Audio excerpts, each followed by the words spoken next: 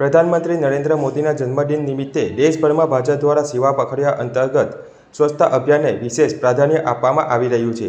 પરંતુ અંકલેશ્વર રેલવે સ્ટેશનની બહારનું દ્રશ્ય આ અભિયાનની હકીકતને પ્રશ્નાર્થ બનાવે છે.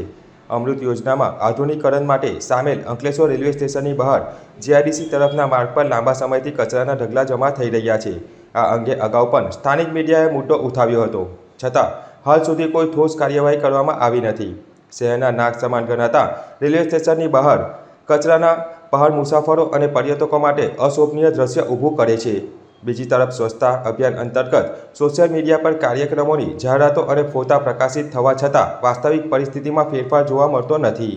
નાગરિકોનું કહેવું છે કે નોટિફાઈડ અને રેલવે તંત્ર તાત્કાલિક પગલાં લઈને આ વિસ્તારને કચરા મુક્ત કરે, નહીંતર મોદી સાહેબના જન્મદિવસ નિમિત્તે ચાલી રહેલા સેવા પખવાડિયાની વિશ્વસનીયતા પર સવાલ ઊભો થશે.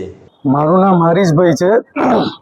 હું અંજની કોમ્પ્લેક્સ અંકલેશ્વર આપણે જીઆઈડીસી તરફ બહાર નીકળતા પહેલાં જ હવે બહુ ટાઈમથી ગંદકી રહે છે. પહેલાં અઠવાડિયામાં 2 વખતે સફાઈ કર્મી આવતા હતા, સાફ કરતા હતા. છેલ્લા મહિનાથી મનથી કોઈ આવતું નથી. તો હું નોટિફાઈને કહેવા માગું છું કે કંઈ સાફ સફાઈનું અભિયાન ચલાવે, કોઈ કન્ટેનર મૂકી દે તાકે લોકો પબ્લિક કચરો એની અંદર નાખે, બહાર ફેંકી દે છે. રેલવે સ્ટેશન છે, બહુ સરસ રેલવે સ્ટેશન બનાવ્યું છે. પબ્લિક આવે છે, બહારના માણસો આવે છે. આપણું ગુજરાત સ્વચ્છ તરીકે ઓળખવામાં આવે છે. આપણા મોદી સાહેબ બી કહે છે કે આપણે સફાઈ અભિયાન ચલાવો, સ્વચ્છ ગુજરાત રાખો. તો અમે માંગણી કરીએ છીએ કે અહીં બહુ ગંદકી રહે છે, લોકો આવે છે, જાય છે, સામે બી બહુ કચરા પડેલો છે. તો નોટિફાઈ જરાક જાણ લે એની અને સાફ સફાઈ રાખે. આ મથક છે રેલવે સ્ટેશન, લોકો અહીંથી આવે ને જાય તો અહીં જોવે તો સાફ સફાઈ હોય તો લોકોના નજરમાં આવે.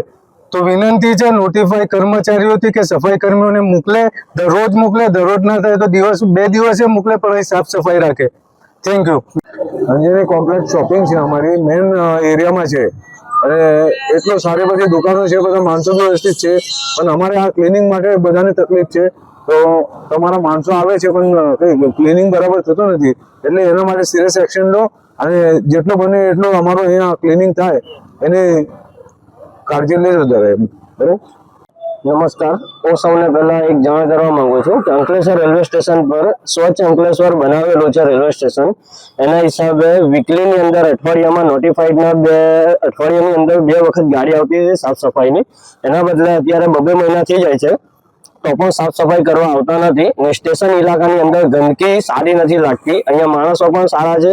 અહીંયા રેલવે સ્ટેશન પાસે આટલી બધી ગંદકી સારી ના લાગે. તો અમારી માંગણી એટલી જ છે કે આ સાફ સફાઈ કરાવો. ને નોટિફાઈડ એરિયાને એટલું જ કહેવા માંગીશ કે અમારી આ માંગ પૂરી કરો.